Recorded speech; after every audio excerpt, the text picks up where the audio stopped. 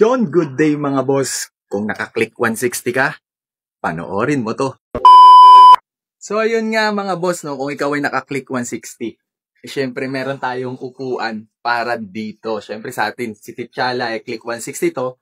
Walang ibang may gawa kundi ang Boss Batusay PH. Yan, ang premium ng design, nakaka-pogi talaga. Kung pogi ang upuan, syempre, damay na tayo doon, pogi na rin tayo doon, di ba? So ang tela na ginamit dito ay sandpaper leather.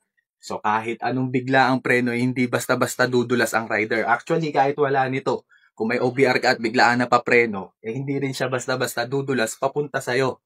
And isa pa, meron pa tayong isa ditong tela na carbon dry leather. Goods to sa durability, sa water resistance, and syempre, sa temper regulation. Pag sinabing durability, hindi basta-basta kukupas yung upuan natin or basta-basta naluluba. Pag water resistance, hindi basta-basta mapapasukan ng tubig yung upuan natin.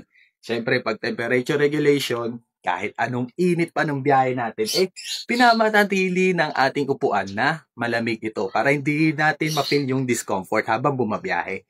So, available pa ang ating Camel Back Seat, hindi lang sa Click 160, sa iba't ibang brand din ng motor yan.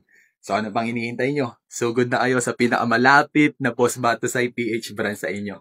Kita kits!